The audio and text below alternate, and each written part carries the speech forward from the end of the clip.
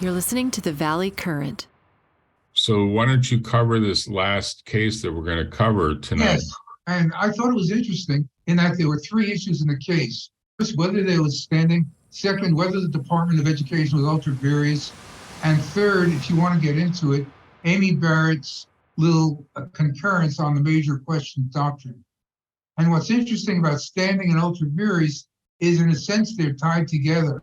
Yeah, we're talking about Biden's, I guess, executive decision, or It was not the Department of Education that decided to, quote, to modify student loans by abolishing them, by waiving them. And the question is whether this is ultra various, but the first question is whether they're standing to challenge this. So standing means that the plaintiff is harmed in some way by the decision. And the argument is no one is harmed.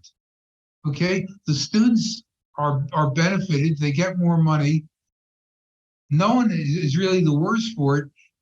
The national debt increases, but general harms like the national debt increases or the government is less efficient are not individual justiciable questions, nor should they be, because if they were, any political decision would be relitigated in the courts. So the standing doctrine is a good doctrine, okay, on the one hand. On the other hand, let's say the government, as opposed to waiving these $10,000 pieces of student indebtedness, just decided to cut checks and give $10,000 to everybody who's 21 so they get off to a good start. That may be a good idea, but there's no statutory authority to do that. But the government says, what the hell, we'll do it anyway, because no one has standing to object. Again, the students are better off. The national debt increases, but that's a generalized harm, so no one can complain. So let's do it. And I knew that that could not stand. I knew that they could not get away with that. Well, during the pandemic, which I think is just barely over, although some people claim it ended over a year ago. According to the federal government, it is, though. Right. We had this, which is kind of a crucial fact. We had this ton of money dropped on employers called, I think it's called PDP, which was designed to say, please keep people on the payroll and we'll more or less fund or help you fund your payroll during the pandemic period. And that was like a drop of money, or a pretty sizable dump of money that did get challenged and did get viewed as was within Congress's right to do it. Now here, Congress gave an authorization, but I don't think they gave an authorization to do a debt forgiveness of this magnitude. I think they gave an authorization to modify the terms. Yeah. Modified terms would be like extend the loan. Yes. Change the payment amount. In fact, the loans were extended for as long as the national emergency existed. Okay. So in terms of the timeline, we had this standing, sorry for using the word standing, we had this ongoing deferment of repayment. At a certain time, the Department of Education said, never mind, when the emergency is over, which is still in the future, when it's over, we will then waive repayment. Then time B, the national emergency was declared over, right? But then at time C, the waiver was supposed to take effect. So question, is that kosher? In other words, if the Department of Education was serious about staying within the terms of the emergency, then when B happened, when the emergency is declared over, they would rescind the repayment forgiveness because the emergency is now over. By not rescinding it, they kind of told me, at least, that the emergency was just a pretext. They wanted loan forgiveness, whether there was statutory authority or not.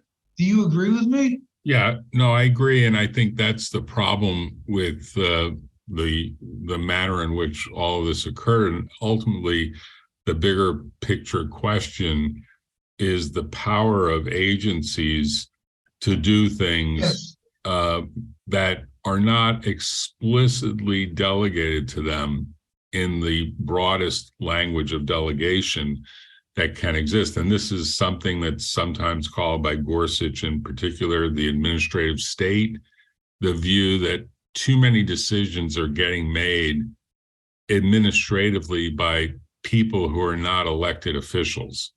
They're basically bureaucrats or technocrats or whatever type of crack you want to call them, engaged in the process of making decisions that are consistent with what the administration wants, presumably, but not necessarily consistent with what Congress actually authorized. Exactly. It's like a board of directors. Board of directors typically delegates, and this varies by state. Delaware does it one way, other states do it another.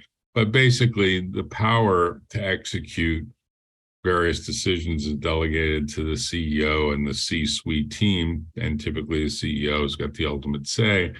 And the board is in more or less of a review function about what happens. Now, the board can tighten that authority and say, you're entitled to do X, Y, and Z, but you can't do, X prime, Y prime, or Z prime.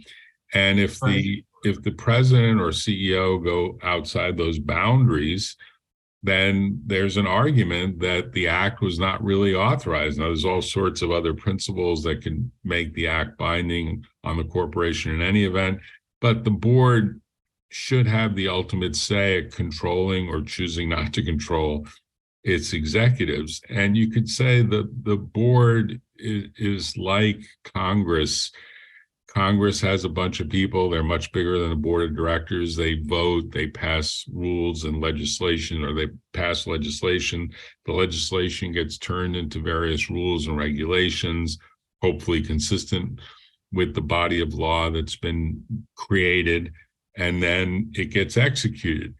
Now, if along the way, the wording is about modifying as opposed to rewriting, like you can modify this contract and you can modify terms, but you can't rewrite it and you can't rescind it. And you can't just, something that's so beyond what power we gave you, kind of like a CEO saying, I'm just going to sell the business and all of its assets, and I'm going to merge it into something else. That's a board level decision. CEO doesn't get to make that decision without board and then ultimately shareholder approval. So there's certain things that can be done, certain things that can't be done. And to my way of thinking, this case of the three that we're talking about actually is the easiest to understand. Although you could argue that maybe it wasn't something that the Supreme Court should have taken, because it almost seems as though it's something that all of the courts of appeal should have agreed upon, and there really shouldn't be any disagreement about the power of Congress to delegate. Well, let me ask you exactly that question. Okay, so basically the loan forgiveness was purportedly about COVID. Now COVID is coming to an end. Okay, yet the administration wants to forgive the loans. Why did the administration not simply go to Congress and say, in one guise or other, we think the loan should be forgiven? So what's the answer? Why didn't they go to Congress? The answer is because nothing can get through Congress. Right. Okay? Right. The Republican House and the Democratic Senate and the 60-vote filibuster, no, it would never get through. It wouldn't. Right. And so the court is taking on itself the legislative function of ruling on the extension of the loan because the legislature can't do it. Kagan, in her dissent, says, okay, court, you're just taking over for the legislature. That's correct. That's just what they're doing. Robertson, his majority opinion, says the administration is taking over from the legislature the power of the purse, and they can't do that. And that's true as well. Right. So in the default of Congress, the Supreme Court on the one side and the executive on the other are rushing to fill that power vacuum because somebody has to, and Congress can't. Right. So you could argue that the dysfunction in the nation is producing a dysfunction in Congress, which is producing a dysfunction in the executive, and it's producing a dysfunction ultimately in the Supreme Court. It's almost like Yeah, we're almost at the point of saying it really should be two different nations. And the two different nations can have two different Congresses, two different executives, and two different Supreme Courts. And west of the Mississippi, just to make this up because it's not really divided this way, but west of the Mississippi, there's essentially the Western states, and east of the Mississippi is the Eastern states. And they're completely different countries. Like Germany is a country that's separate and distinct from Austria, even though they have a common border.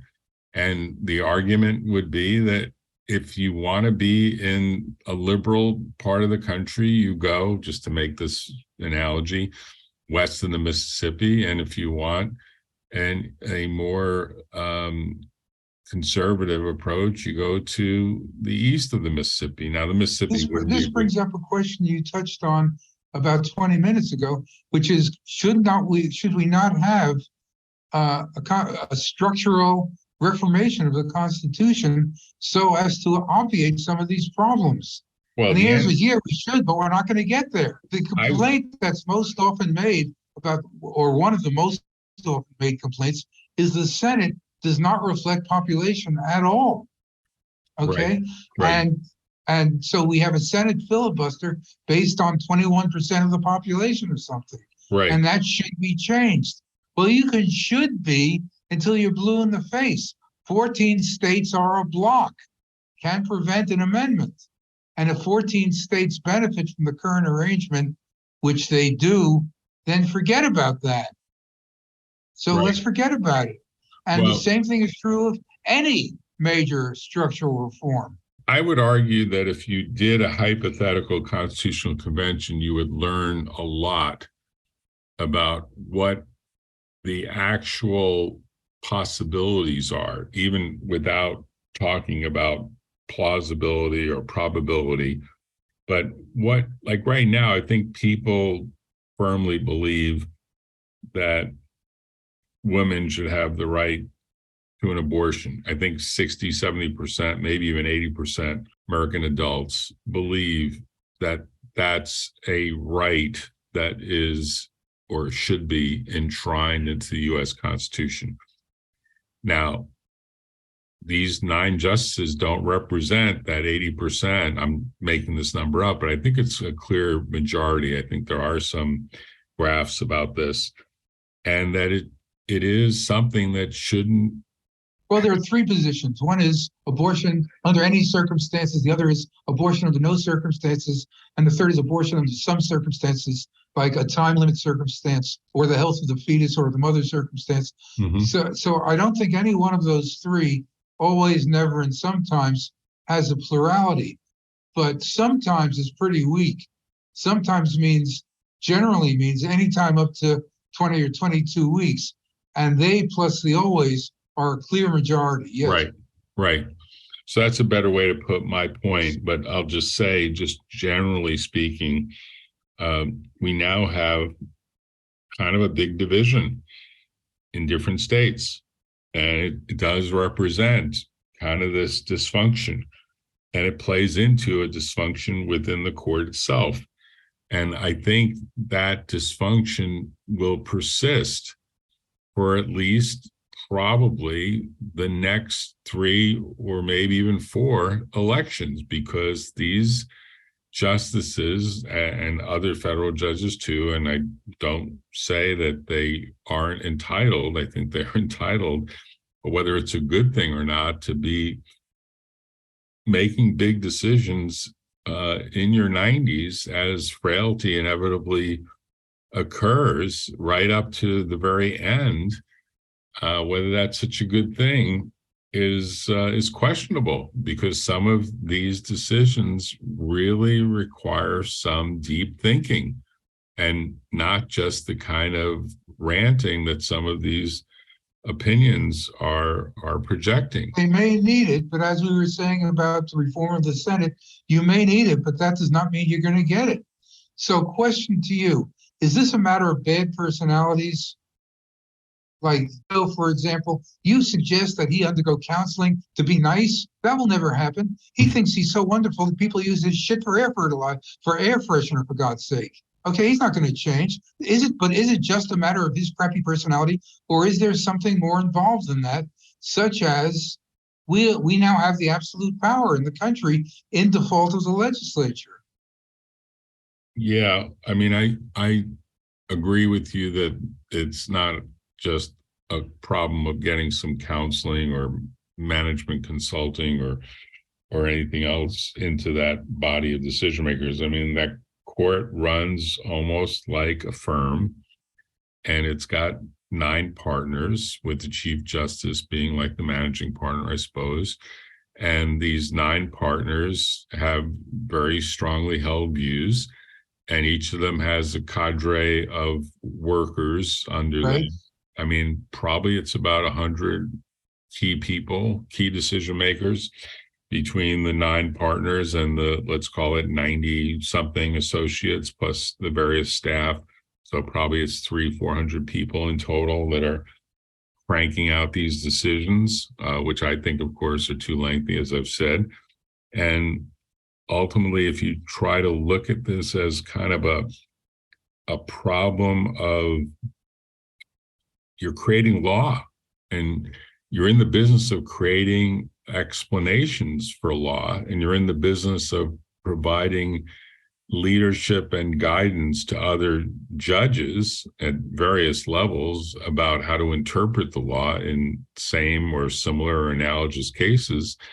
And if you try to describe the issue that way, kind of in a very objective, almost management consulting way, I think what you would conclude is it's almost like the variety of cases is too great for any 9 people to become expert on. And it's almost like it's too great for a country to have a single court. For example, for one thing, maybe we need a special Supreme Court for just IP cases, because I don't think any of those justices knows much about intellectual property, and I think they do a lot of learning along the way.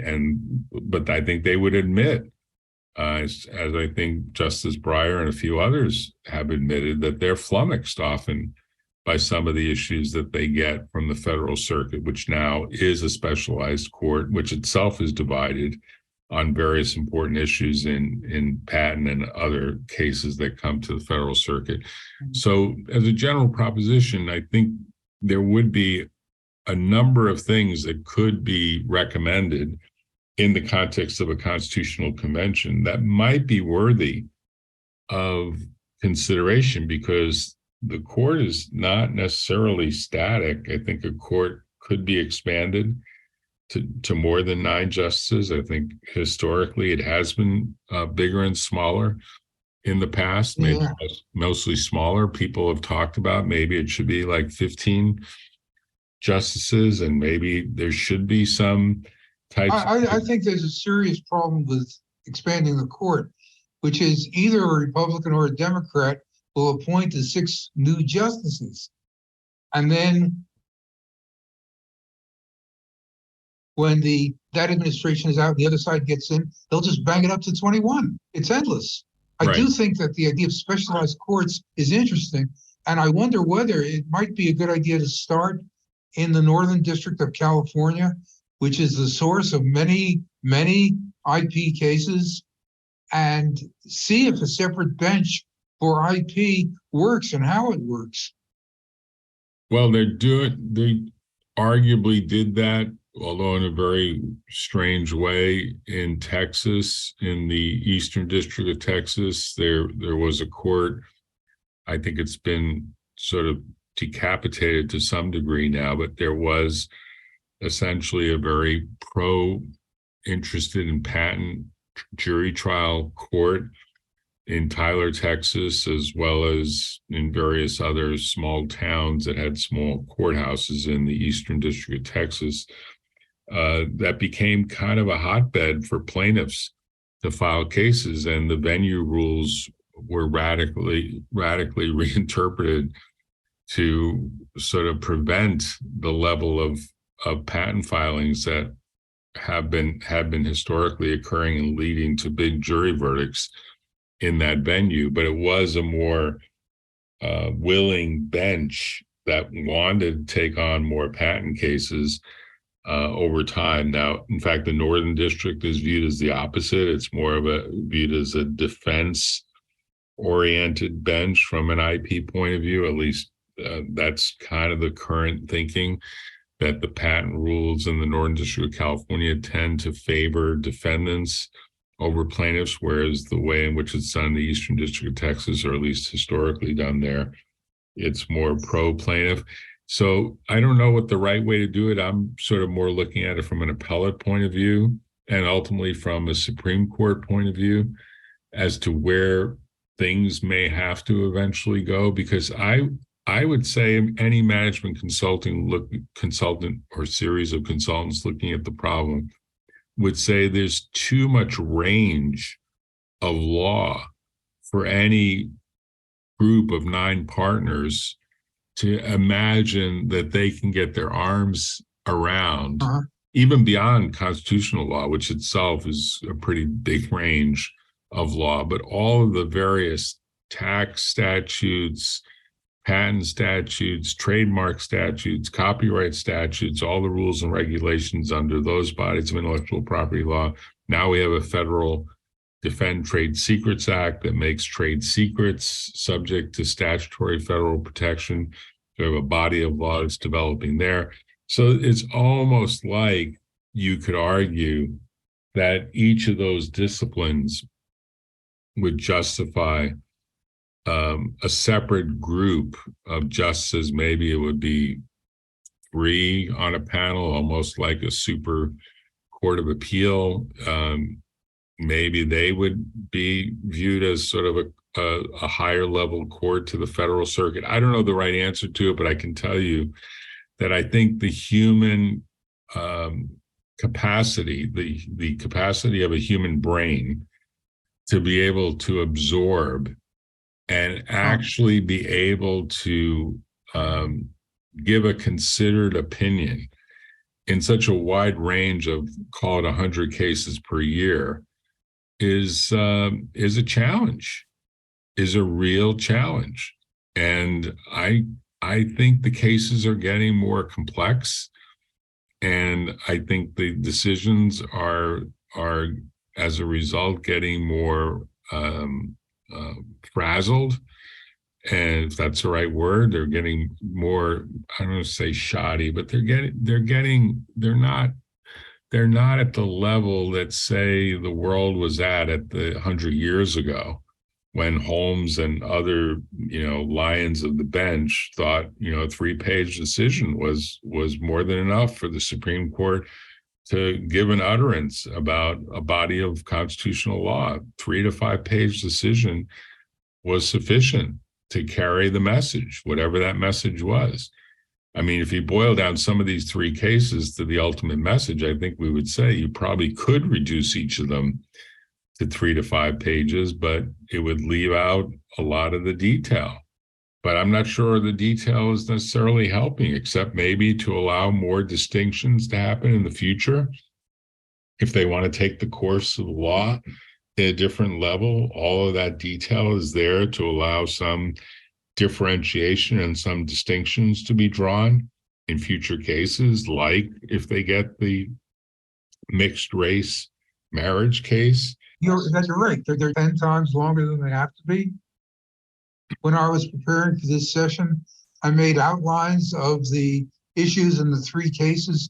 Each outline is half a page, single spaced, and I don't feel that I missed anything really crucial. Okay, 1 page should be enough to list the issues, and 3 or 4 should be enough to go into the president and come out with an opinion. I agree with you. Right. It's almost like the word processing equipment has only caused this to be so much easier for the writing to do cutting and pasting and quoting and this, that, and the other thing, that volume is trumping what might otherwise be called, brevity as the soul of wit. And maybe I think it's there fundamentally to allow more flexibility in interpretation and the drawing of distinctions and the like. When you see the level of detail that's added, it's almost like that's designed by design. It's allowing people to see differences. And ultimately, that just means a lot more potential derivative cases can get legally filed under Rule 11 because an extension or clarification of the law or of a different set of facts is permissible.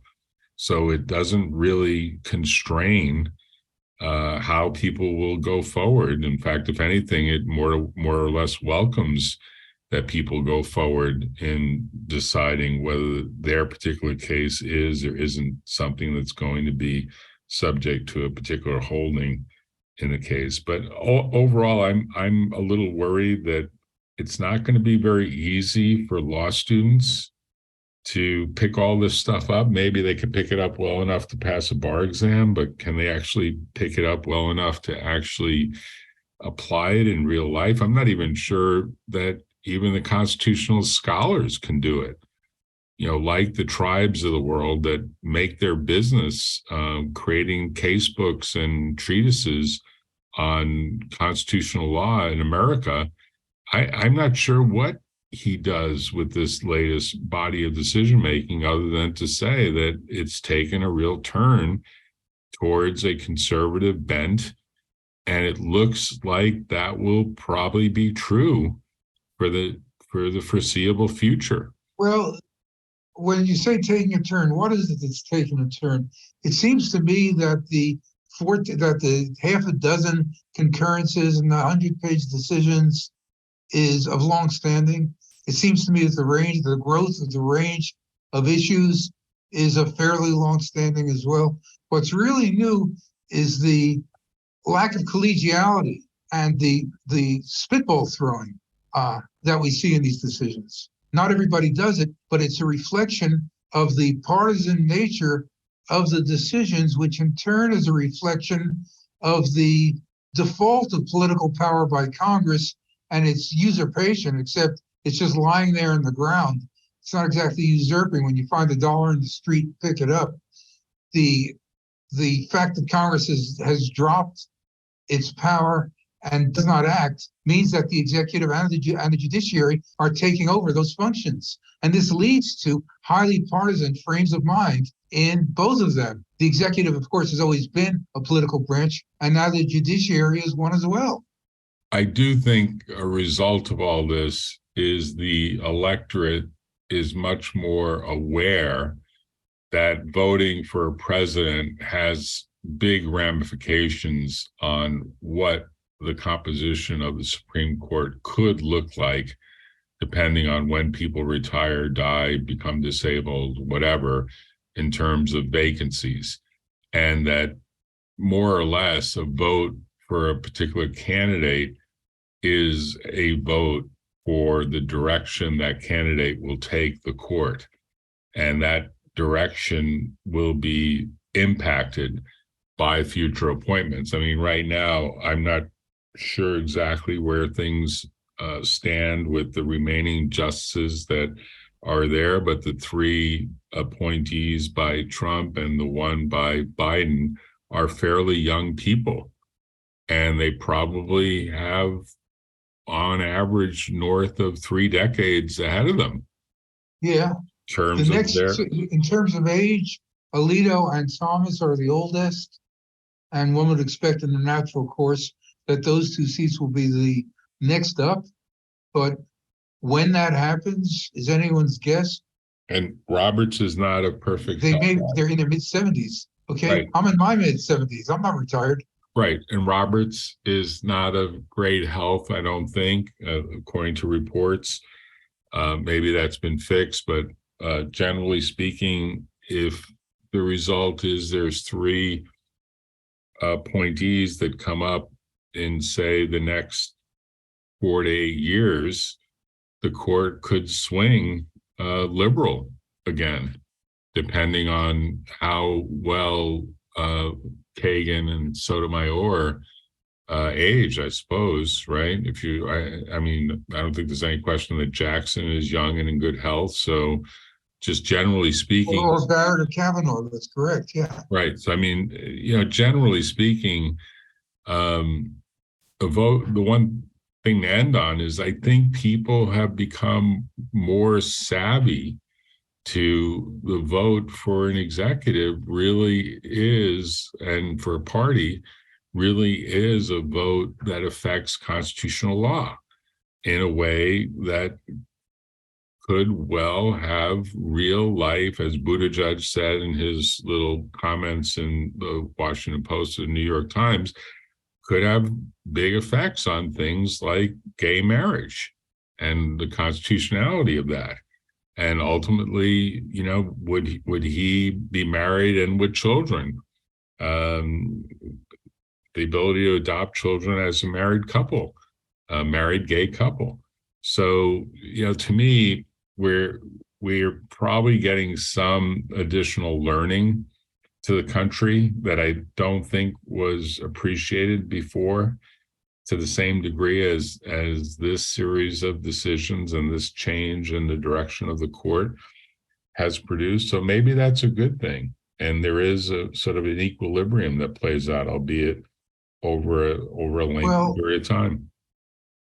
This is about to start a whole new discussion, but the effect of Roe v. Wade, whether you like the substantive outcome or not, and by the way, when it was on the ballot in California, I supported the right to an abortion, but the effect politically was to politicize every judicial appointment from then on, and whether that's a good effect or a bad effect, I really don't know. Whether politicizing judicial appointments in general is good or bad, I really don't know. But we've got it. We have it. This is the situation. Right.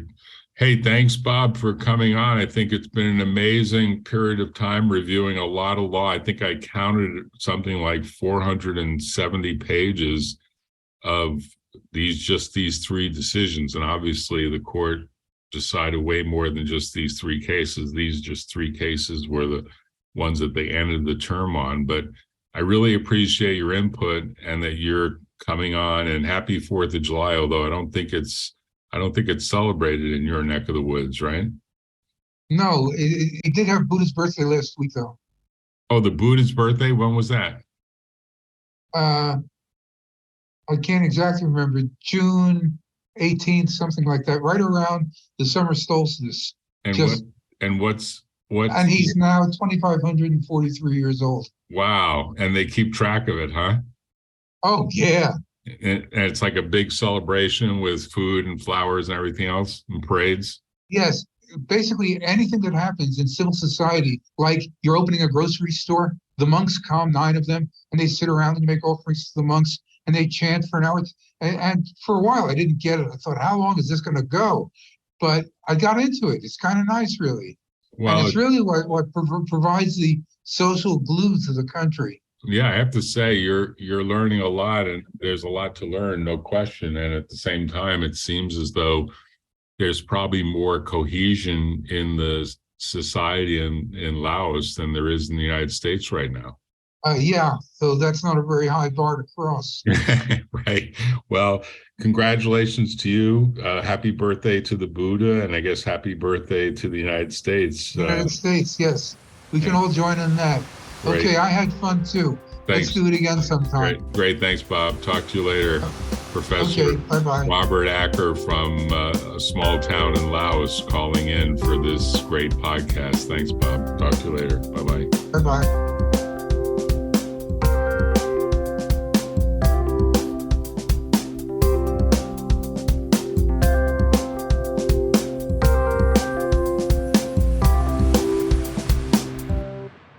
Tune in next time on The Valley Current.